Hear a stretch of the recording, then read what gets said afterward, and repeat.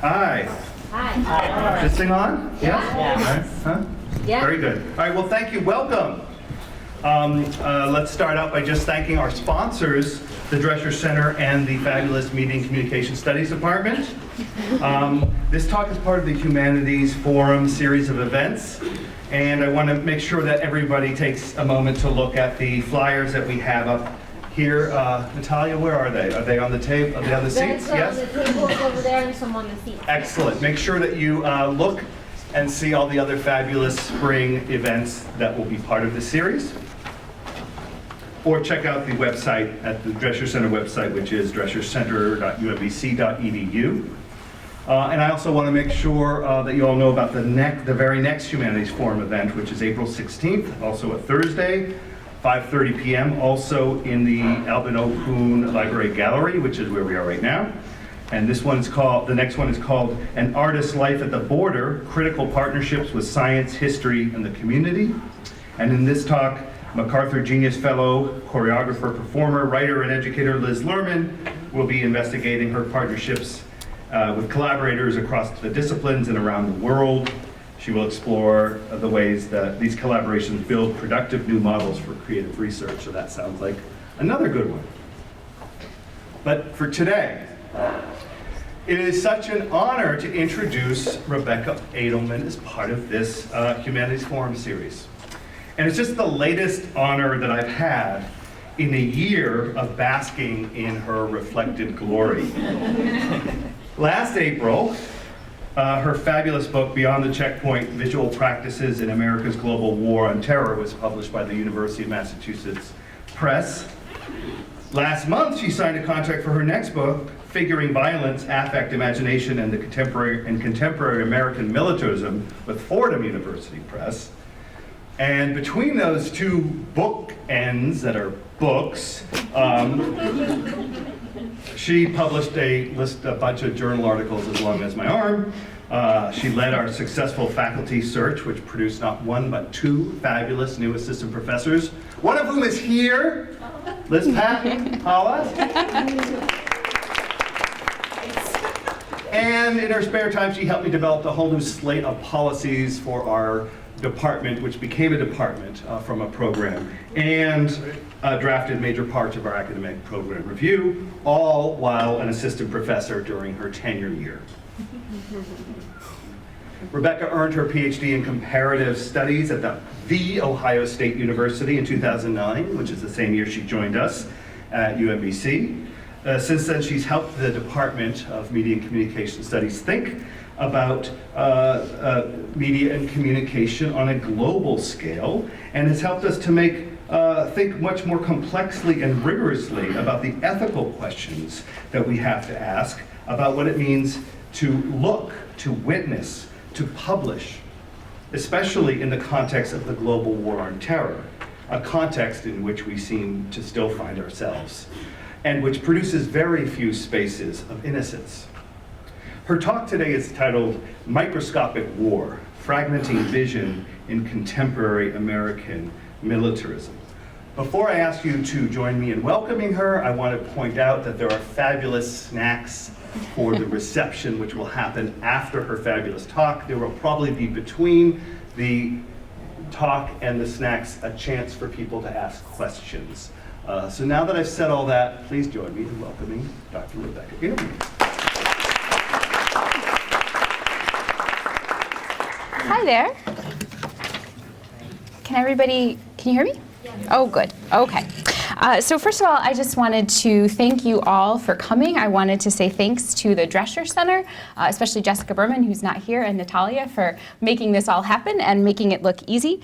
The Drescher Center has been really important in my intellectual life since I've been at UMBC, both in terms of giving me the opportunity to serve on their advisory board and funding my research and helping me publish things with the faculty fellowship and and now getting to do this, so I'm very gratified to be here to talk about three sort of disparate but linked research projects that have been occupying me for the last couple of years.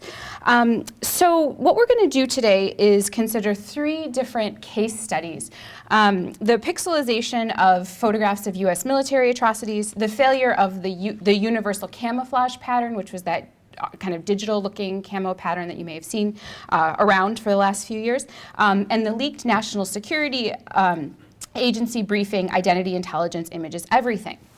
So broadly, this is part of my research on visual practices. So connects back to the book that I published last year. And mostly I'm interested in what I think of as visual practices rather than visual representations or that sort of thing, because I think the idea of practices provides a more complicated picture of wartime visual culture than simply analyzing images. It's much more interesting to me to think about what people and institutions and governments do with images. And when we talk about practices, I think we can provide a fuller picture of the sort of unpredictable or open-ended quality of visual culture. Basically, I'm going to talk today for about 45 minutes because I'm very eager to engage with your questions at the end. I'm going to consider each microscopic visual practice in turn. And my order today will be roughly chronological from their sort of point of origin, but they certainly do overlap. And each of the three practices I talk about today purports to solve a visual or sensory security problem that's apparently unique to contemporary warfare. They all purport to solve a problem, but I argue that none of them actually do. But they do have in common an effort to abstract the bodily costs, consequences, and burdens of militarization, and I'll talk a little bit more about that abstraction at the end. Just a quick note about the images that I will show and not show over the course of the next 45 minutes. Especially in the first section, I'm going to be talking about graphic images, but I won't show any of them sort of fully or directly. And the content wouldn't be any more explicit than what you might see on the news. Some of the images I'll show will correlate in an obvious or direct way to what I'm talking about to kind of illustrate it. Others have a connection that's maybe looser or more associative or maybe apparent only to me, but those images are meant to sort of give you a little bit of visual or sensory room to reflect. All right, so I have a clicker. Let's see how this works. Oop. Okay, so my earliest memories of spectatorship as a child are of watching movies with my mother, who was always quick to clamp her hand over my eyes during the good parts. At first, this frustrated me, but gradually I discovered that as she became more engrossed in watching, her hand would relax a little and I'd be able to see incomplete but tantalizing segments of the screen between her fingers. Even as this censorship protected my apparently tender vision and developing psyche, it also generated consequences that my mother most certainly did not intend. In addition to making her famous before audiences like these, it also intensified my interest in what was happening on screen, making me aware of cinematic sex and violence in a way that was keen, if largely uncomprehending. So if she hadn't put her hand over my eyes, I wouldn't have known that anything interesting was going on. So I'm aware of that partially thwarted looking, or reminded of it, the things that it obscures and the curiosities it simultaneously provokes whenever I surf the sprawling visual archive of Abu Ghraib and the much smaller assortment of photos created by the American kill team in Afghanistan. More specifically, I'm reminded of this imperfect but enticing redaction when I see how these photos have been digitally scrambled with the ostensible purpose of extending the protection of digital camouflage to both their subjects and their viewers.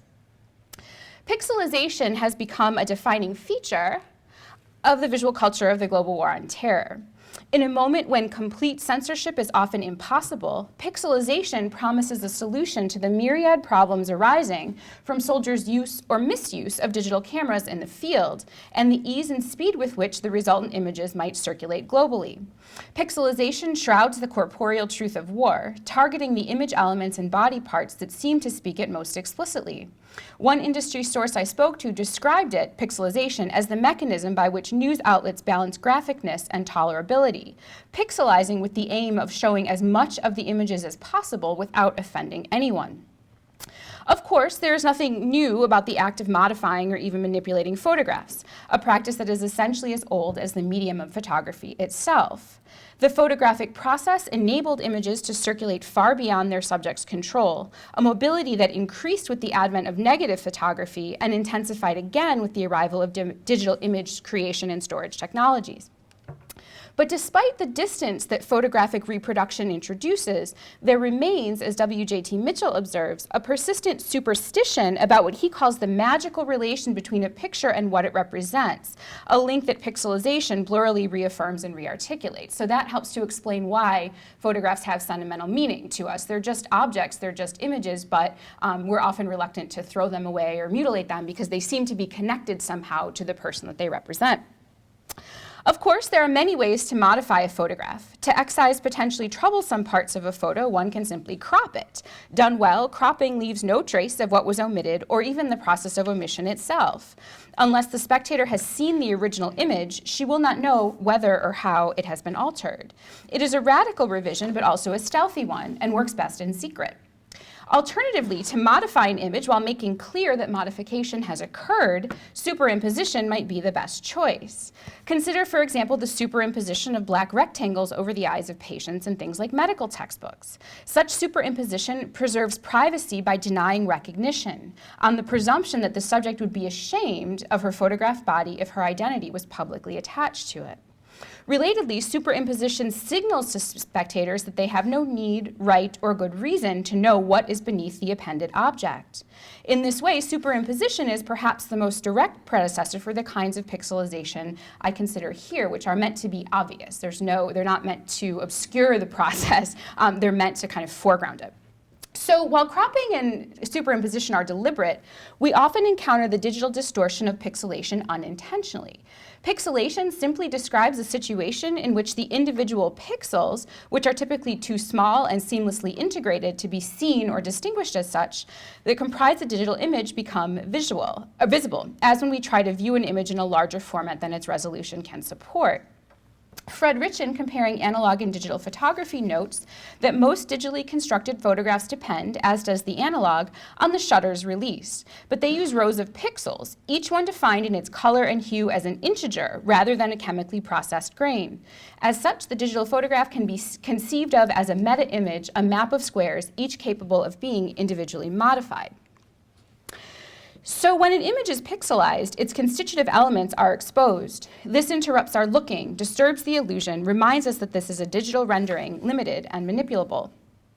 Pixelization, the term for intentional pixelation, underscores both of these aspects of the digital image. If photographs in general are distinguished by their indexicality, their direct visual correspondence to the object they depict, pixelization interrupts the indexical relay of the digital photograph, imposing a partial visual muteness on it. Hito Steyerl argues that low-quality images, quote, mock the promises of digital technology. I argue that pixelization goes a step further by turning the image against itself, leveraging something intrinsic to the digital image, the tiniest of its constitutive elements. While Lev Manovich, writing in the earliest days of digital photography, describes such digital images as containing more information than anybody would ever want, pixelization corrupts that information into a fog that hovers over the visual facts of the photo. Despite the blurry disruption of pixelization, spectators of a pixelized image will probably be able to intuit what they cannot see, even if they will not know the details of it.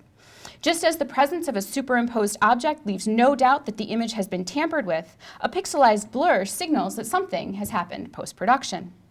By highlighting the incompleteness of the viewer's access, such processes established an agonistic spectatorial dynamic, a demand for information that the image will refuse to relinquish. Pixelization alerts the spectator that there is something important buried in the image, but also emphasizes that it will not be made available.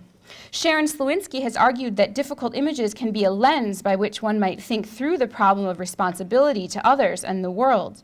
Pixelization alternately facilitates and inhibits such thinking through. On the one hand, pixelization is a key condition of possibility for making these images visible in certain public forums. But on the other, pixelization may blunt the impact of a photograph or understate the responsibility that spectators have to it or its subjects. Offering an inherently incomplete visibility, pixelization highlights and obscures the same things at once. Now, in the 11 years prior to, or since their release, the cache of photos documenting American military personnel abusing Iraqi prisoners at Abu Ghraib have undergone 3 different kinds of pixelization, each problematic in its own way. Pixelization of the detainees' faces, of their genitals, and of both their faces and genitals simultaneously. To pixelize the detainees' faces is a gesture toward protecting their privacy or presumed modesty. For example, Judith Butler offered an appreciation for Salon's decision to pixelize the detainees' faces when it published more than 1,000 photos, which is roughly a third of the total estimated to exist of the torture. She characterized the pixelization as a reminder that the face and the name are not ours to know, identifying the pixelized space as a monument to a humanity that could not be undone by the torture. But I suggest that this facelessness might also enable spectators to deny the subject's humanity, reducing them only to victimized bodies. Pixelization of the face can redirect the spectator's gaze onto the genitals, and so affirm the torturer's efforts to stage the abuse as sexual. Superficially then, pixelizing the detainees' genitals might seem like a way to protect the subjects from the shame of having their bodies fully exposed. But in practice, this kind of pixelization caters extensively and perhaps even primarily to spectators' modesty or squeamishness. At the same time, there is no real mystery about what is covered by the blurry ovals. It is only the specifics of these anatomies that are actually hidden. Wendy Hessard has critiqued the narrow focus on the sexual aspects of the torture at Abu Ghraib in our discussions of what transpired, writing that the obsessive visualization of sexuality distracts from the abusive acts of non-consensual sex, and elsewhere other scholars like Jaz Bapur have made similar claims. Hiding the genitals sensationalizes them, turning the prison from an expressly violent scene into a fundamentally sexual one, thereby accepting the terms set by the torturers without consideration for the possibility that their victims might have understood the events differently. Relatedly, I think it's significant that the same visual techniques are applied to the detainees' faces and genitals. Their common appearance posits a visual and hence ethical or political equivalence between these parts of the body. Salon, for example, does not further pixelize the detainees' faces when they are partially covered by underwear. And if I hadn't blocked it, you would see that happening in the image on the lower right. By establishing a symmetry between faces and genitals, pixelization reinscribes the shame of sexualized torture onto the subject. Moreover, in those photos where both the faces and the genitals are pixelized, this double obscuring ultimately equates the discomfort of the spectator, who might not want to see a stranger's genitals, and the suffering of the detainees, who might not want their faces visible. And the technique suggests some kind of comparability between these two different kinds of unease.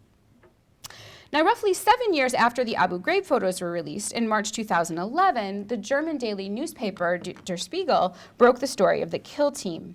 The paper published a sample of photos taken by a band of American soldiers in Afghanistan, men who had a penchant for killing civilians, planting weapons to make their actions look like legitimate combat, and then posing for photographs with the corpses. Perhaps the most widely circulated and pixelized photos are those of the corpse of a young man named Gulmuddin, who, often accompanied by descriptive captions, always undoing the anonymity afforded by the pixelization. So he's almost always named in the caption, even as his face is obscured. So what then of pixelizing the face of a corpse? Pixelizing the face of a corpse, even one with a name, introduces another form of distance between the subject and the viewer. Presumably, pixelization is meant to protect the privacy and hence the dignity of the dead and extend a courtesy to their families. But once again, without their faces, they become just bodies, and the photograph provides no way of accounting for their previous aliveness or humanity. Many American news outlets followed Der Spiegel's suit and pixelized the faces of the kill team's victims. However, 6 days after the photos appeared in Der Spiegel, Rolling Stone published a fuller suite of the kill team's photographic work. Prefaced with a viewer warning about graphic content, the Rolling Stone version leaves the faces of the corpses unpixelized, and the magazine bills the photos as, quote, exclusive and more war crime images the Pentagon doesn't want you to see, sensationalizing the images and, moreover, the act of looking at them. Accordingly, this fuller visibility, which in effect reveals little more than the pixelized versions of the images, just the bloodied face of a young male stranger, visible but unknown to millions of foreign spectators, just as this unpixelized version does not provide meaningful redress for the harms done, the visibility does not provide meaningful redress for the harms done by pixelization. It simply reminds us that his life and his body are fungible, subject to editorial whim. There is, in short, no ethically uncomplicated way to display a photograph of atrocity when that photograph is created with relish and the intention of valorizing the act. Because of its historical association with editorial practices for managing the aberrant or the deviant, pixelization visually implies that there is something exceptional about these bodies or their ways of dying. Rendering these bodies morbidly extraordinary disjoints them from their spectators, refracting or diffusing concern across their interrupted surfaces. Further, dislocating dead bodies in this way belies the extent to which the forms of violence they attest to are institutionalized, commonplace, and sanctioned. It imparts a shamefulness about the victims, even as it offers a strange exoneration to the people who victimized them. Moreover, just as revelatory as what is pixelized is what is not, what never is in these two archives, the faces of the American perpetrators. My industry source pointed out that the processes surrounding specific pixelizations at various news agencies generally are not standardized, so they're just basically ad hoc based on the image. So the consistency of this regard for the faces of the perpetrators is striking. I've looked at reproductions of these photos across countless news sources, and it's always the same. The faces of the perpetrators in these instances are never pixelized. Comparing images or patterns of image circulation and suppression, Jasper Puar notes that while the visages and corpses of American casualties remain protected material, even the faces of deceased soldiers were considered unseemly in a television program commemorating them. Iraqi bodies are accessible to all, available for comment, ridicule, shaming, and scrutiny. In the Abu Ghraib and kill team photos, this dynamic is reversed. And displaying the faces of the American military personnel is an ostensibly punitive act. But it also preserves their subjectivity, their personhood, even as it makes them available for condemnation. Left unmodified, their entitlement to visibility, to recognition, their subjectivities and their worthiness of recognition seem non-negotiable, untouchable, while that of their victims is demonstrably, essentially contingent. As a defining feature of the contemporary visualization of wartime atrocity, pixelization results in an uneven allocation of visibility and an alteration in the meaning of photos whose grisly significance might otherwise have seemed self-evident. Pixelated camouflage was an effort, which failed expensively, to harness this transformative power and extend it onto the body of the soldier. So in the summer of 2012, the US Army conceded that it might have made a sartorial mistake. As part of a 2004 redesign of its combat uniforms, the Army adopted a new digital pattern for its camouflage, replacing the rounded gradients of traditional camo with rectilineal clusters evocative of the pixels that comprise digital images, in a design that it heralded as both more effective and more stylish than its predecessors. And there's a little bit of infighting because the Marines had it first and everybody says the Army wanted it. So anyway, by 2009, it became clear that the new palette of colors were ill-suited to the conditions of deployment in the global war on terror, particularly in Afghanistan, and that the revamped pixelated print rendered soldiers more rather than less visible in the field. So the concept for digital camouflage has its origins in militarized techno-fetishism, which is an extreme and often unfounded or irrational faith in the power of technology, and the logic that anything that looked more machined would be inherently more effective than traditional designs, kind of like this one, inspired by natural forms like foliage or animal camouflage. But the pixelated universal camouflage pattern, or UCP, did the opposite of what it was meant to accomplish. Although the Army has acknowledged that this was a failed experiment, its explanations for the miscalculation are technical and gloss over the conceptual shortcomings that the UCP illumined. Broadly, the failure of the UCP marks an embodied limit of technologized approaches to warfare at the very moment of their ascendance, particularly when technologies like drones seem to promise a future where wars will not need to be fought by actual American bodies. Presuming that any landscape in the world, or even the universe, could be blended into pixels, that any set of contemporary human eyes would perceive the world as if on a screen, the UCP was intended to wrap the body of the warfighter in the promise of digital omnipotence. Irrespective of environmental or cultural context, the digital was deployed to transform the body of the soldier into a machine, not so much a weapon as a computer. Although these are real, by the way. Although contemporary camouflage aspires to concealment, it has not always been this way. These are from World War I. In his discussion of camouflage from the 19th century to the present, Michael Taussig traces the evolution in its goals, from distraction to occlusion. The earliest camouflage, also often called dazzle camouflage, was designed to bewilder and impress rather than deceive the enemy. Its goal, Taussig says, was fascination in the transitive sense of casting a spell by looking, or the state of being under the spell of an overpowering look. These bold, hyper-visible patterns commanded attention through exaggerated display. Now, tactically, the idea of dazzle it's exactly that, exactly what you've done, yes. Tactically, the idea of dazzle was that it would make it difficult for enemies equipped with the technology of the time to determine size, range, speed, and heading of a vessel on open water. The actual efficacy of this is debatable, but what historians are certain of is that the coolness of the patterns actually did a lot for morale on the ships. We don't know if it actually worked, but it made the sailors really happy. Which I guess is not nothing. So whatever the mechanism, camouflage has always been about controlling the enemy's vision through spectacular displays of state power. In the latter half of the 20th century, modern militaries redefined that spectacle into near invisibility. No matter the specifics of the design, all camouflage has at its core an insecurity as the state confronts and then tries to control its own exposure and extend its power over the senses, particularly but not exclusively those of its enemies. So the practical failure of the UCP was twofold, the color and the pattern. Firstly, the UCP palette is primarily gray and khaki, as Daniel Engber and others have reported, but much of the landscape in Afghanistan is brown. Unlike other camouflage, which is typically tailored to the particulars of the environment, digital camouflage promised to work anywhere. Once the camouflage paradigm shifted to concealment, most designs imitated natural patterns. And people were studying, for example, how animals like moths or predators would blend into their environments.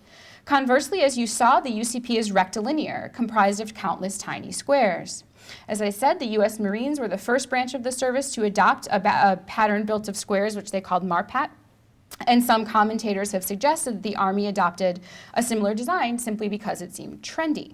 But beyond whatever martial aesthetic appeal that the UCP held, its adoption is also arguably an artifact of the shift toward a more technologized conceptualization of power, war, and violence. The notion that a digital design would automatically be stealthier, perhaps on the logic that humans, so accustomed to computer screens and the digital management of information, would somehow be more susceptible to this kind of obfuscation. Indeed, the UCP was adopted even though early testing suggested that it might be less effective than its analog predecessors, and retained despite repeated complaints from its initial users. It wasn't until 2009 that the Army began issuing replacement uniforms in a pattern called multicam, a pattern that returns to the model of splotches of color with smooth, rounded edges. Fundamentally, the failure of the UCP exposes the tension between the discourse and, to some extent, the practice of technologizing warfare and its essentially embodied nature. Although some soldiers might find themselves at an unprecedented remove from the battlefield, for example, by remotely piloting unmanned aerial vehicles on another continent, ultimately, war still requires bodies to fight it. Military technologies might mediate the relationships between them, but they are present nonetheless. And the failure of the UCP is a brief but significant short circuit in the process by which the state tends to disavow its responsibility for the bodies that actually fight its wars. Paul Achter argues that the state's preferred visual and textual strategies for handling injured bodies, war casualties, work to disrupt the connection between the state and the consequences of the war, often at the level of political rhetoric. Digital camouflage is a visual strategy for this deliberate disconnection. It is a pixelization of the state's responsibility to those bodies. Against the ideal and increasingly popular vision of a sleekly disembodied kind of fighting, the visual practices of soldiers themselves offer a grittier view. contrasting what he describes as techno-fetishistic, detached, and surgically precise visualities of American combat in the early 20th century with those of more recent conflicts. Kevin McSorley describes the contemporary visual grammar as lo-fi, intimate, and messy, decisively linked to the body and, in particular, to embodied experiences of soldiering. So even as we're hearing a lot about how wars are fought by machines, they're fought remotely, it's just like a video game, in fact, the soldier's experience suggests that it is still a profoundly embodied undertaking. So such images are crucial to counterpoint to the prevailing narrative of the technologization of warcraft. And shrouding the soldiering body in pixels is perhaps another way for the state to try to paper over that tension. However, the failure of the UCP reminds us that the body can never be fully erased. If pixels in general are characterized by their manipulability, in the case of the UCP, the natural environment surrounding them, the surrounding and the bodies beneath them, render those pixels inconveniently static and inflexibly visible. The capaciousness of the pixel encounters its limit at the necessarily embodied and biological truth of war, which suggests an ultimate inability to reduce the warfighting body to a machine. Unlike the photographic pixelization I described earlier, in which the soldier's body is always left visible at the scene of atrocity, futilely pixelated camouflage reminds us that actual bodies are more than data, a visible truth left intact beneath the fabric squares. While Stefka Hristova argues that camouflage has historically dehumanized its wearers, first by wrapping them in animal prints and now by endeavoring to digitize them, the failure of the UCP suggests that this process is not quite so seamless. Moreover, military discussion boards reveal that the people who were actually tasked with wearing the pixelated camouflage were not enthralled by it and were, moreover, bemused by and frustrated with the multiplication of patterns.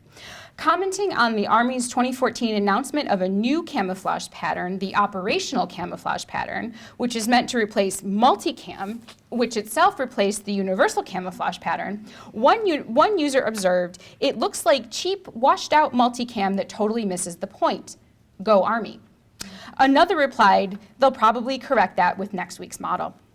When the Army introduced its plans to transition to OCP, it also introduced a statement promising fiscal responsibility in its management of the change.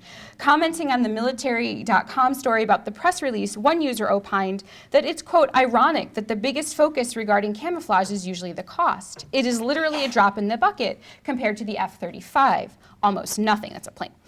Another user bemoans the perceived disinvestment in the military. What's the point, he queries. The way Obama is shrinking our military, we can just issue our soldiers and sailors jean shorts and t-shirts.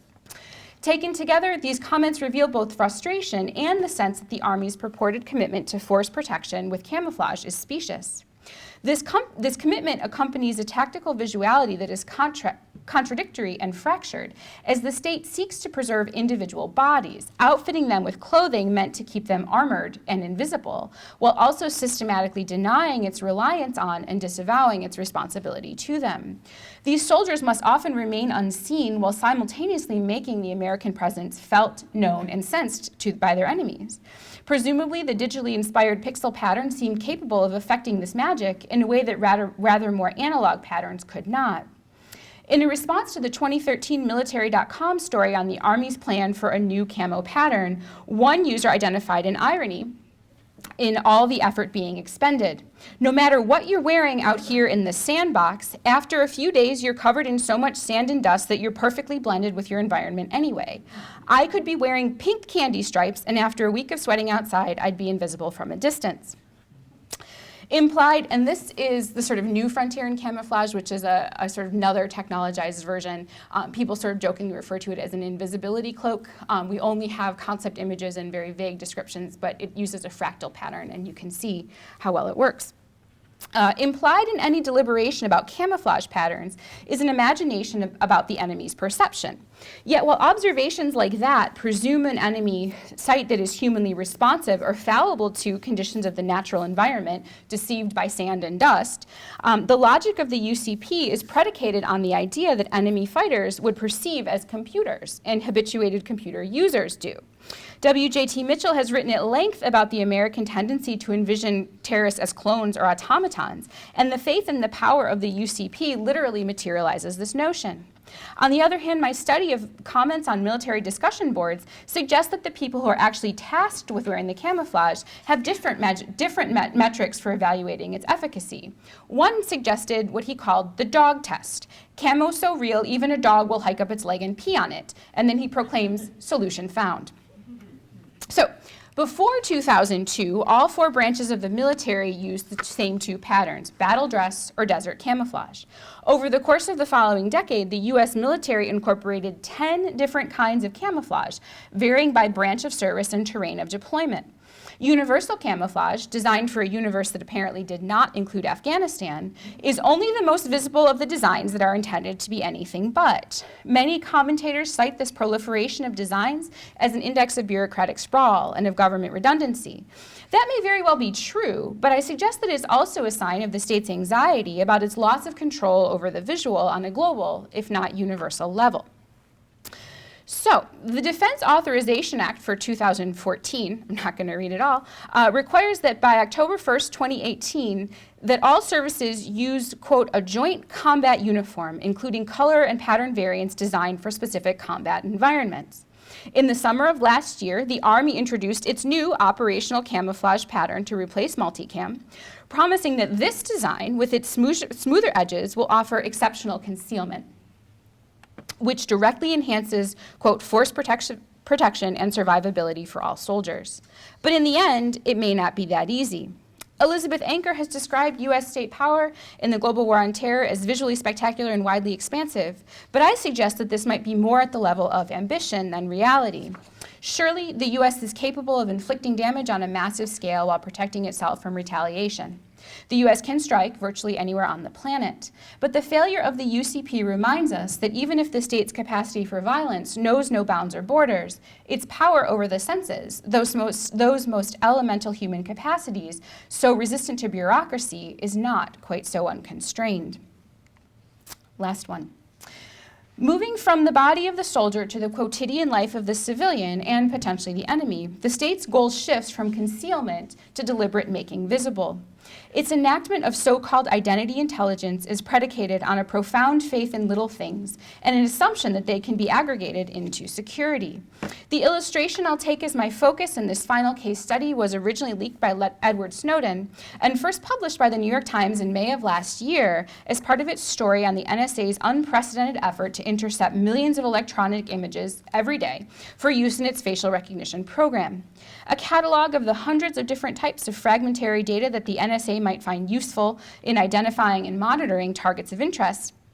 Identity intelligence is an approach to security that is microscopically forensic. Kelly Gates observes that in the years following September 11th, in light of the problem of small but highly dangerous enemies that were increasingly difficult to identify, the need to develop and deploy expensive, new, high-tech surveillance technologies at a proliferation of sites seemed self-evident. Among the many objects of this surveillance are individual bodies, and more specifically, their tiny components, traces, quirks, various effluvia. Alexandra Hall and Jonathan Mendel identify the resonances between programs like this and past criminological visual practices. And this image, which we'll talk more about in a second, basically is a blueprint for the kinds of data that the NSA believes it could collect and make useful in identifying targets. So Hall and Mendel write that the invocation of things like digital footprints and clues to explain the way the data can be used in the battle against terrorism calls to mind the traces associated with traditional forensic investigation, recoverable impressions like fingerprints, deposits, or residues of the body, which confer a unique, unassailable identity on every human subject, and which locate relationships between people, places, and things in time and space.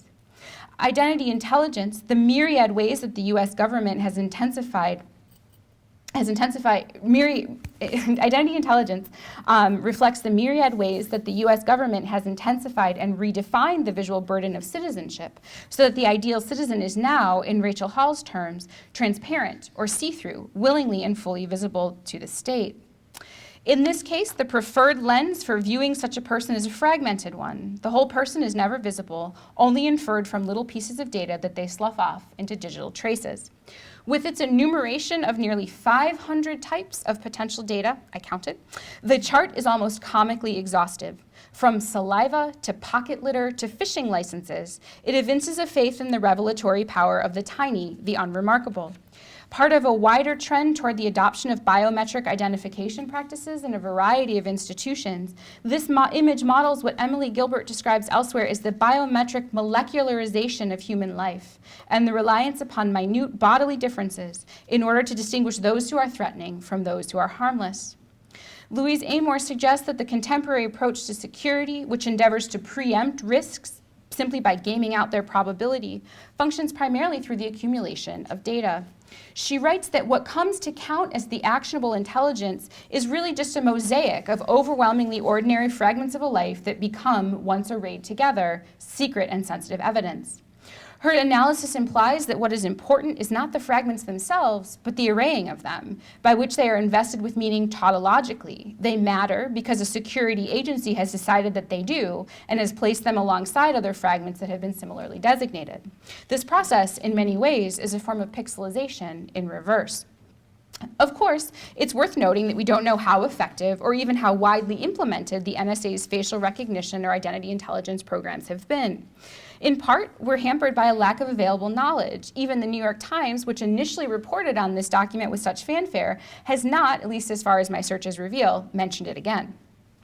But in terms of efficacy, Kelly Gates contends that our belief in the power of facial recognition and related technologies often far outstrips their proven capacities. Thus, we might think about identity intelligence as more of a wish than an actual blueprint, a profession of faith in such fragmentation and its potential, rather than a testament to what it has actually accomplished. Now, the composition of the exceedingly texty slide also intimates this. As an image, it's not terribly effective, crowded, disorganized, overwhelming. In many ways, it's a very high-tech wanted poster for an infinite number of potential subjects. And just as in Rachel Hall's analysis, wanted posters visualize the difference between what the state wants and what it has not got, while also promising that the poster itself will bring the fugitive to justice, this identity intelligence schematic functions as a fragmented way of papering over the gaps. An exemplar of governmental visual practice, it is reminiscent of the infamous spaghetti PowerPoint strategy diagram that some of you may remember from a few years ago, made public in 2010. So this is the American strategy in Afghanistan. And in both cases, because neither image is terribly useful in itself, we might think of them as promises or assurances, visualizations of the comforting idea that such targeting is possible, that this kind of information exists, that it can be harvested and can be made useful. So as you can see, the slide identifies the previous slide identifies three different types of data: biographic, contextual, and biological. We'd be here all night if I tried to enumerate all of them, so I just want to mention a few kind of key things about each component before we wrap up. A few things that reveal the state's faith in such fragments, but also its limits. So first, the biographic piece, which reveals the state's rather reductive conceptualization of what counts as a human biography. Of course, the reference to things like cause of death suggests the possibility that the NSA would continue to pursue targets posthumously, even after they're gone. But life itself here seems rather inanimate and dull, merely a form of rather low-tech bureaucratic recognition, like marriage licenses and voter registration. Even the attributes that the NSA defines as, quote, core personal become generally unremarkable: place of birth, passport number, health insurance identification, and that sort of thing.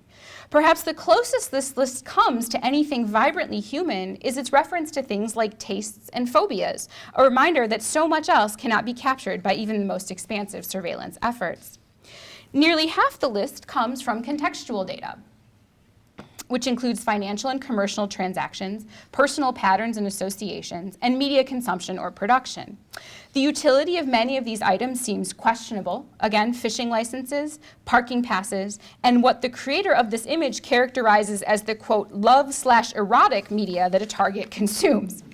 Now, the length of the list, I suggest, showcases primarily how much data there could be, especially when one considers that this document or this schematic is theoretically applicable to any person, right? So anybody generates this much data, and then they're connected to countless other people who also generate this much data. So we can see that it's just this kind of exponential accretion of information, which I suggest is a kind of qualitative compensation for what algorithms can't know, right? So there's a whole lot of things that algorithms can't capture, so you just kind of list all this stuff that they can and hope that papers over the gaps. But indeed, this very capaciousness may prove to be a limitation, simply by virtue of its infinite potential, as nearly all of these contextual fragments would demand human sifting and interpretation to be significant at all. So finally, the biometric piece. Biometric identification is often heralded as the pinnacle of securitizing technology, and this is the thing we hear so much about. And so it is significant, I think, that this kind of data, while being touted elsewhere in the very same briefing as especially and uniquely important, actually comprises the shortest list by far. We see that there really isn't much here.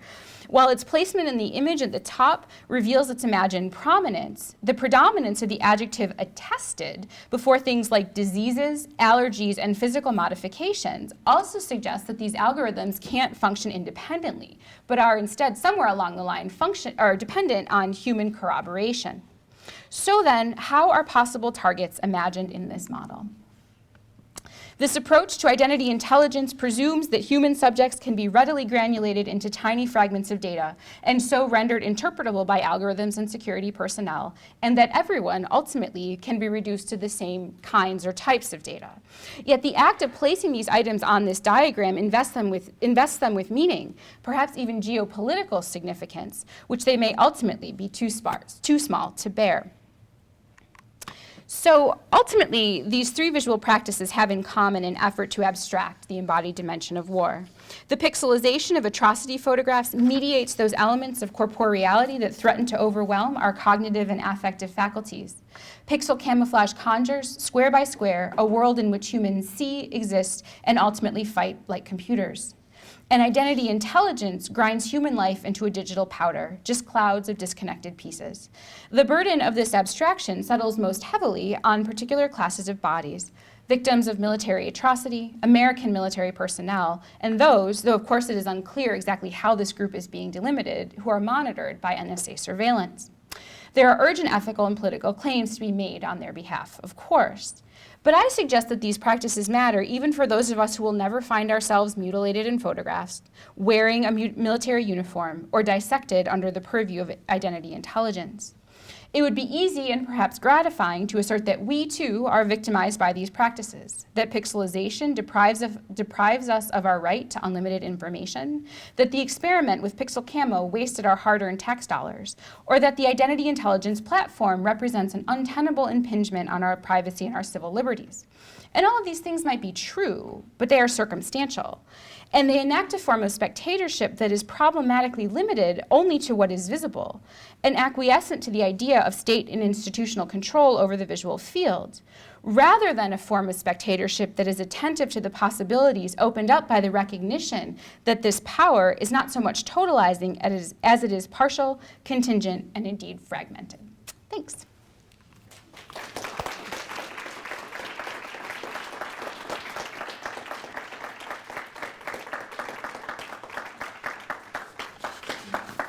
So if anybody has questions, I'm happy to entertain them. Or you all just want snacks. Yes. Well, this is not so much a question as a comment. I'll start with saying I thought that was excellent. Thank you very much. Thank you. I came in late. But it does, it makes me think of two things. It makes me think of the recent discussions of the weaponization of anthropology, which suffers from some of the same drawbacks of trying to create checklists of cultural types with which to work in the field in places like Afghanistan or Iraq or wherever U.S. forces have been deployed. And I guess the thing that you hinted at, certainly at least, if you didn't expressly say, is that although it's at one level risible, at another level, it doesn't mean that it can't be enforced with deadly effect. I mean, and the irony, of course, is that the more that cultures are reduced to checklists for purposes of the U.S. Army, the more they actually become non-cultural because they're about they're about their efficacy, not about the reproduction of social relations. So they're clearly not perceived by people within cultures, a certain culture, as being their culture. It's quite the opposite of what they actually understand their own quotidian lives to be. So that's the question of enforcement. The other thing that just conjured in my own mind is something a little bit closer to home, and that is, I suppose, how forensic science has had a longer history of this sort of thing, of trying to advance technologies which are going to tell us the truth about what has happened in a criminal case. And I call this I've described this to various people as what I call the CSI effect. And this is the way I think this is how we're encouraged to believe in the efficacy of this sort of technology, because the various sorts of CSI programs are all about the technology can determine for certain who the guilty party is.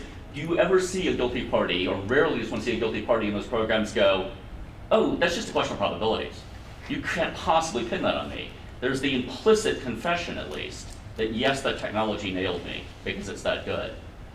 So, and I'm saying that even the popular media were encouraged in the believing in part of it that you mentioned at one point in your talk. Oh, absolutely. And one of the things that's kind of significant about, and lots of people are starting to talk about this, that's significant about the intelligence approach that I talked about in the last section, is that whereas traditional forensics wants to reconstruct a crime that's already happened, initiatives like this are designed to prevent terrorist attacks that have not yet happened or may not ever happen. So it's a kind of different temporal orientation. But I think that the idea of the CSI effect and our belief that DNA will sort of tell us this truth about the past or the future is absolutely relevant here. And there's long kind of entangled genealogies between the identity intelligence approach and earlier criminological practices. So thank you.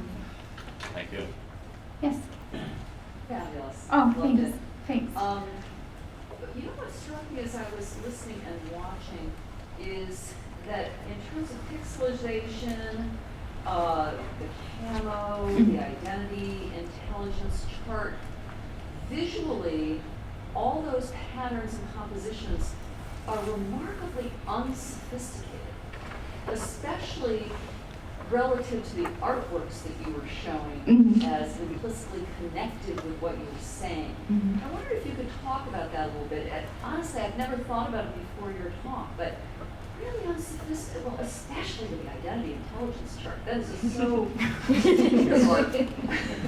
Yeah, I mean, so we know, and we saw it too with the spaghetti PowerPoint, that the military does not excel visually, right? And so it's interesting, or I mean, I guess it gives me stuff to talk about, that they keep trying to offer these visual interventions. And one of the things that's really interesting to me about this sort of pixel camo is the way that the Army sort of persisted, despite the kind of evidence, the very clear evidence from the beginning that this was not going to work. And so there is this kind of faith in, again, this sort of faith in the technological, even the sort of crudely technological, that just kind of allows them to keep moving despite all the evidence to the contrary. There is a great deal of research, at least now, really fascinating visual research that goes into the development of camouflage patterns, particularly the fractal one that I talked about, and some of the new stuff that's so top secret we don't even know about it. And they bring in a lot of different kinds of experts, including psychologists and neuroscientists who talk about how the brain perceives color and pattern.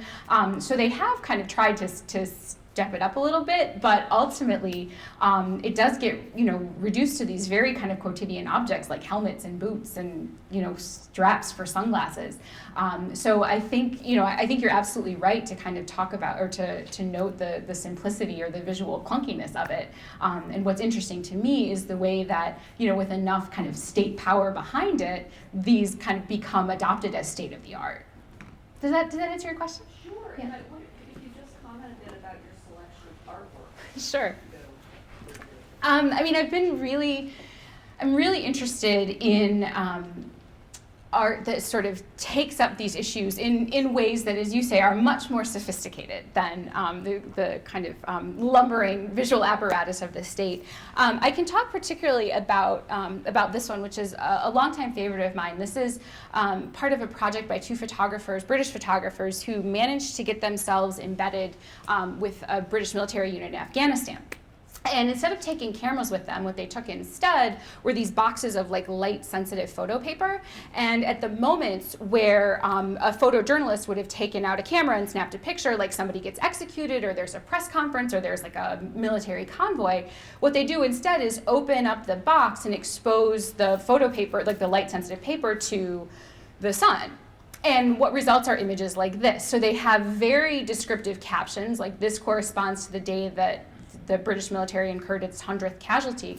They have very kind of graphic captions, but are radically abstract in their vision. And so I'm really interested in the ways that images like this kind of mark the limit of our ability to know these things, right? And so we often talk about like violence or war being unrepresentable. And this suggests that it can be made visible, but not in that indexical way. Thanks. Oh, lots of questions. Maybe we'll go over here and then we'll work this way. That was a wonderful thought. Thank you, Rebecca. Thanks, Amy. It's more of a thought, and I would love to hear your thoughts on this.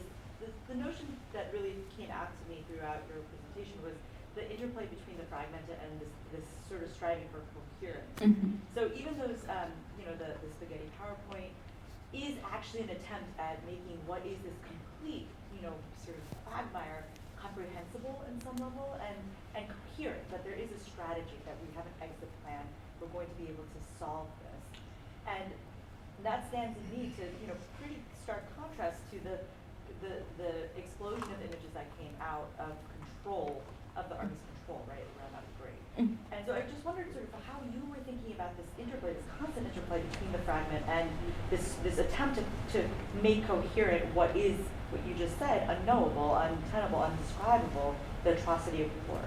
Well, I think one of the reasons that I'm sort of drawn to these three initiatives, which have all failed in their different ways, is because I think they're really important reminders that we should be skeptical of kind of popular or governmental discourses about how technology will fix war, right? And so very often the answer to whatever the military problem is like, well, we just throw some computers at it, right? Or we just fly some drones over, and if we get the right drones or the right algorithms, everything will go the way we need it to go. We're just refining the technology. And I argue, or I suspect that when we sort of when we kind of reply in those terms, like when we start to critique the technologization of warfare, we give too much away, right? We forget that there's so much of this that doesn't work, right? And so I think it's really important to be kind of skeptical of those discourses. And one of the things I'm really interested in here, and this is a pretty sort of fundamental tenet in visual culture, is the gap between reality and representation. So when you have a document like Identity Intelligence, it looks, and it was reported as like, oh my God, the NSA is getting everything, right? But to me, it actually reveals this kind of insecurity, right? Where they're just like throwing a whole bunch of stuff at the wall, not sure how much they're ever going to be able to collect or what they're going to do with it. And so I want to kind of read it against the grain, right? Or read it the other way and look at these things as kind of unwitting confessions of the state's insecurity about its capacity to manage the senses, to manage this war, to confront this enemy that it understands as unprecedented. Thanks. There were more hands kind of in the middle. Wes?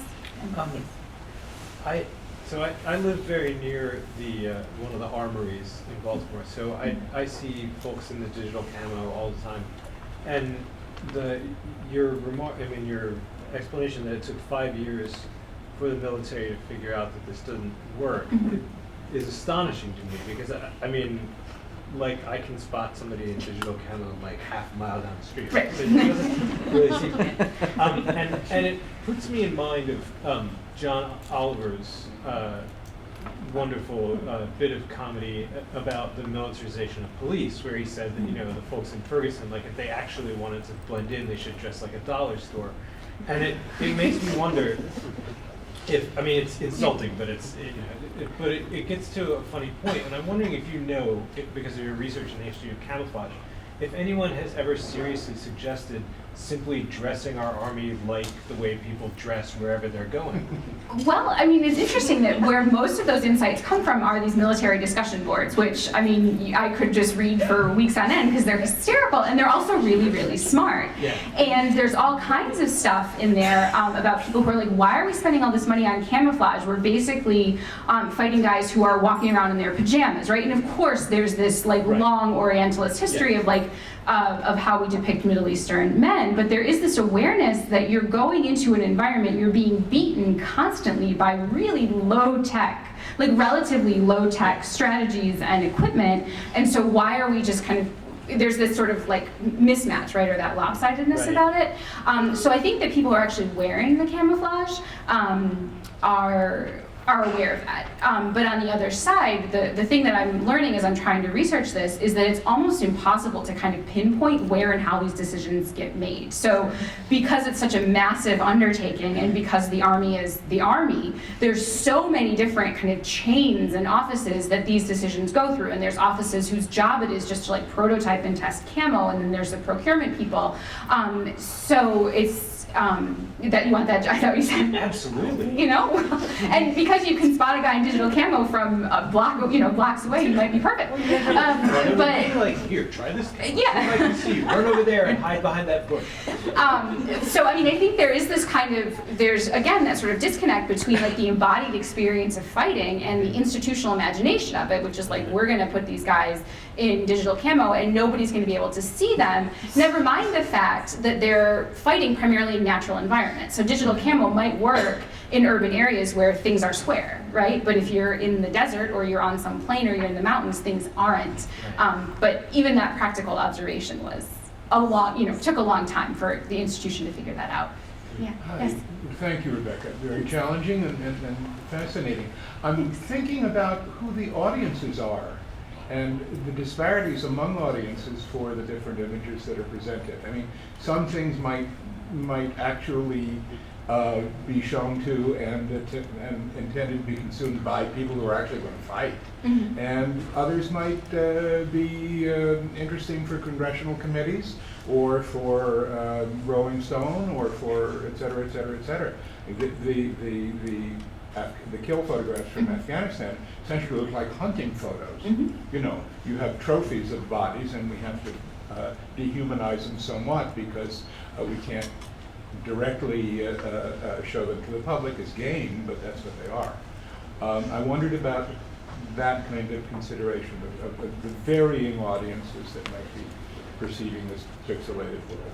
Sure, and I mean this is one of the reasons I could talk for weeks about this because these images get kind of taken up in so many different contexts.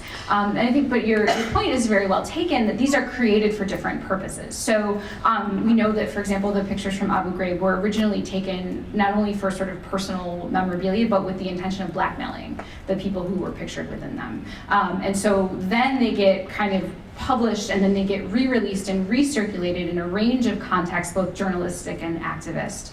And then the photos of the kill team, again, were sort of just taken in for many of the reasons you suggest, just as kind of like trophies that get recirculated in like a juridical context, and then they get recirculated in popular media. The last image was leaked by Edward Snowden along with this sort of whole trove of things, so it was primarily for internal use and indeed marked as top secret, so it would have been for the intelligence communities in the USA, Australia, Canada, Great Britain, and I'm guessing that's New Zealand.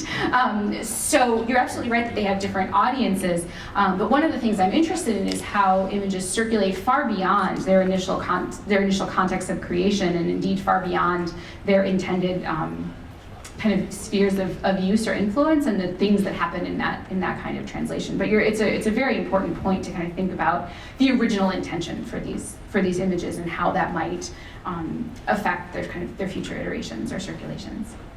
Thanks. Bev, and then. Thanks for the wonderful talk, Rebecca. So I'm thinking about body cameras Mm-hmm. and the sort of transgressive role of the observer of what's going on in Charleston right now. Mm-hmm. So you have someone with a cell phone taking a video of the police shooting, and then having to think about his own life and his own safety, about what he's going to do with this video. the North Charleston mayor at the same time, having just said there was nothing wrong with this, it was completely above board, ordering 100 new body cameras. So I'm just wondering what you think about sort of the relationship with these visual tools, and these body cameras have that future promise. Yeah, I mean, I think one way to think about it is what we might think about as the sort of like the polysemic potential of surveillance technologies, right? And those very same surveillance technologies, when wielded by the bad guys, right, seem like intrusive surveillance. But we also have this faith that if you give the good guys cameras, right, if you give the good guys cameras, they're going to keep the bad guys, they're going to hold the bad guys to account. And this is, people often talk about that in terms of surveillance, which is a kind of surveillance from below.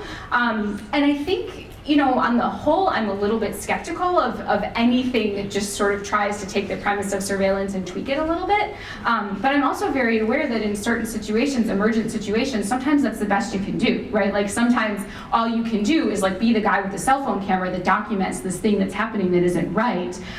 So, you know, at the level of the individual intervention, I might be a little bit more optimistic about it. But more broadly, I think we might be right to be skeptical of this kind of faith in the camera, right, and faith in surveillance to set everything right, because we don't actually have a whole lot of evidence that it works that way. Does that help? And I saw, you haven't heard from you, and then we'll go over here again. Related to the image on screen now, I'm very curious about what's not listed, even though there's a lot of things listed. I'm kind of curious about what's not. And in connection with that is, how can we find that on the web? Does that have a name? This? Yeah. If you, the best way to find it, if you want to look it over, if you just Google identity intelligence, image is everything. That's the full title, and it's actually four PowerPoint slides or 4 like briefing slides. This is the most interesting, but you can find it. It's been reproduced pretty widely. In terms of the things that aren't included, my sort of short answer would be anything that sort of makes a human is what's not on here, right? And the only things that are on here are things that can be represented really in terms of ones and zeros. Right, with the exception of, there's a lot of stuff about like pheromones and smell, which is actually one thing we don't know how to digitize yet. It's sort of like the last frontier of the things that can't be reduced to ones and zeros. But for the most part, it's stuff that you can, things that you can find, you know, sort of bureaucratic record keeping, various bodily, I don't know, traces or outputs, I guess. But the things that aren't on here are the sort of more like,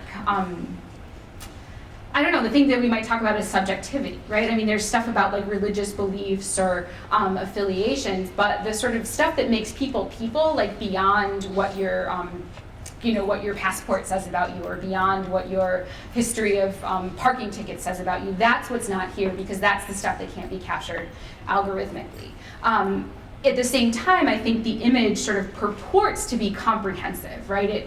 Just the sort of volume and textiness of it suggests that nothing is, like there are no sort of gaps in this net. But those, again, those kinds of human things just simply can't be picked up here. Does that help? Yeah. Yes. So And then following up on that, I mean, at what point does information become static? Just too much information, you just lose everything. You can't do anything with it.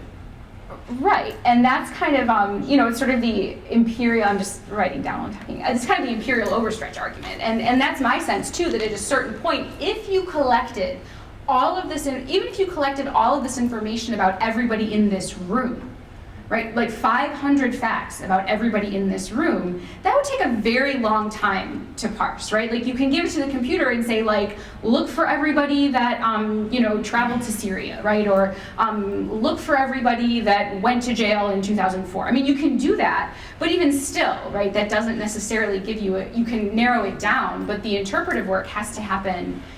At some point, you have to kind of integrate human intelligence back in, and that's always been the kind of troublesome link, right? And people in the intelligence community often say, like, stuff like this doesn't really work. There's no substitute for people actually, like, doing that work, but also a human couldn't do this. I mean, this would be a career to just kind of parse all this for 1 or 2 people. Did you have a follow-up? Well, isn't this what the commercial companies are also trying to do now too? Collect, I mean, on the social media and everything else? That's what they're trying to do too? Oh, yes. But what, I mean, they can't do anything, it doesn't create anything that's useful yet, but. But again, I think you're absolutely right. I think it's all about potential, right? And we have this faith, right? We have this kind of techno-fetishistic faith in data, right? And if you just collect, like, it's kind of like if you build it, they will come. But like, it's more like if you collect it, someday it might be useful, right? Or someday we might have a processor fast enough or to make sense of it. And we know that like when the NSA builds a building, it builds it for storage, right? I mean, they build it just to house like terabytes and terabytes and terabytes of data that they're probably never going to be able to look at, but it's just about, it's kind of like about accumulating it, right? And a security that might come from that. Melissa, and then, I'm sorry, I don't know your name, but I kind of worry that it's more as a visual deterrence anyway, like, because, I mean, in high school you believe that everyone's staring at you, so therefore you act like everyone's staring at you. So I kind of feel like, yeah, well, but when in fact no one really cares, I kind of worry that, I mean, it's really just there to have us police ourselves, or I worry about my Google searches, or I won't look at this online because, Lord forbid, like, then they know who my mother is because of Facebook, and yeah, like, there's this, like, wanting to protect, I don't know, yourself as well, and your, I don't know, family members and things like that, so it's more of a scare tactic, I feel like, than anything. yeah, I mean, I think that's actually a really interesting way to think about how this leak, right, might actually be sort of made useful for, you know, I mean, because for security, right? Because the logic is that if you believe you're being watched, you're going to behave yourself, right? That's the premise of surveillance from like Jeremy Bentham in 1789 onward. And so in many ways, a leak like this could function like, oh, they're going to look for everything, so keep your nose clean. But I think it also is just kind of like a ruse or a feint or a facade to say like, look at all these things we can know about you. And I suspect that if you started answering all these questions about yourself, I mean, it's kind of like the phenomenon of going through airport security and you get stopped and you get nervous, like, did I do something that am I guilty in some way that I don't know? So that's a much larger, but really important conversation about the kinds of, I guess, subjects, right, that surveillance creates and the self kind of policing subjects. So that's a great question, yes, and then you. Go ahead. Well, yes. well, that was one point I was going to make, was simply the panoptical effect of it. That you know, it doesn't matter whether the people at the NSA think it works or not, so long as they can give the impression that the technology can reduce you to a series of positive attributes, then you will police yourself because you think you might be reducible to that. It's the panoptical effect. But I think that one thing that just popped into my mind, given the comments that you made, is that you have an interesting, really interesting, more than technological hubris level of the military, with an issue of camouflage. You said, well, why don't they dress them up like the locals? But of course, one of the things state actors have to do in warfare is behave as representatives of state. Then you run into a real big ideological conflict, because of course the entire justification for Gitmoizing people is that they were non-state combatants and didn't play by the rules. Right? Yeah. So you have to have a uniform. It's the totalizing industrial production of a universal camouflage pattern, which is the special prerogative of state actors in warfare. Sure, and one Just of like the, comparing it to artwork, I think it's a little bit unfair. They don't mean to. It's industrial production of camouflage. And I mean, one of the ways that we know who is a legit, quote unquote, legitimate army, at least according to international law, is do they have a uniform? Yep. So you're absolutely right that the uniform actually serves a whole lot of purposes beyond just like keeping you concealed, keeping you protected. It signals something. And people that I've talked to when I presented this research to people who are in the military, they also talk about like the psychological importance of being uniformed and how like you put it on and you do feel different. And the classic example is the guys that are in like the underground missile bunkers, right, who like never see daylight, but they're still uniformed, right? I mean, they could be there in sweatpants, right? But there's something about the uniform that is meant to kind of signal a transformation.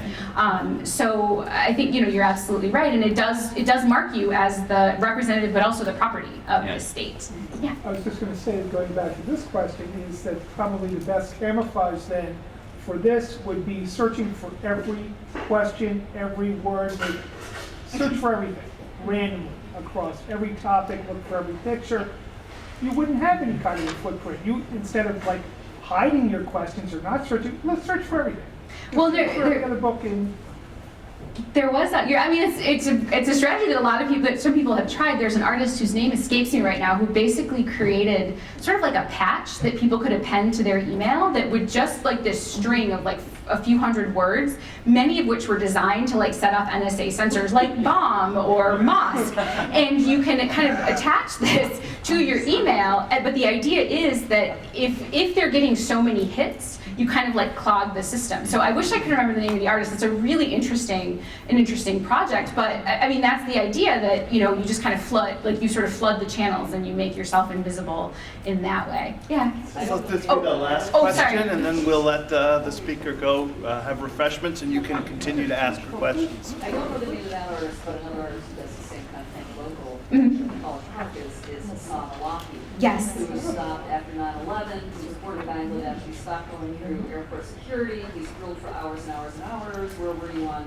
9/11? Even though he's showing him on his BlackBerry where he was, and they got that confirmed. And so when they let him go, finally, after 9 polygraphs, I think they did, over the course of a couple of months, and they said, so just let us know you leave the country. He said, oh, you want information? Yeah. So he's made a whole 10-year art project out of this, where he takes Oh, I love it, yeah. of every toilet he takes a pee in, every room he has, every airport he goes through, and also it's called tracking transients. You can go on the web and see exactly where he is right now on Google Maps. He keeps a GPS in his pocket, and he sends all of this he sends this all to the FBI. All 500 images a day. And I love that project. And one of the things that's interesting about it is, I mean, he did originally sort of start it as this kind of like, I'll show you, but when he talks about it, that's a great reminder. I should have shown it. You know, when he talks about it, he says that he kind of did it as a joke. But when he looks at like the ISP logs, that he has gotten hits from like the White House, right? So even though he's trying, you know, like from the White House, the Pentagon, so people are, even though he's trying to be comic, right? Even though he's sort of trying to work around the system or be sort of funny, people are still paying attention, right? So the short answer is there may be no way around it, but you can certainly have fun trying. There's nothing less humorous than the state. Right, exactly. Everything is serious. Don't even joke about the bomb in the That's airport, right. right? Ladies All right, and gentlemen, thank you. Rebecca Adelman.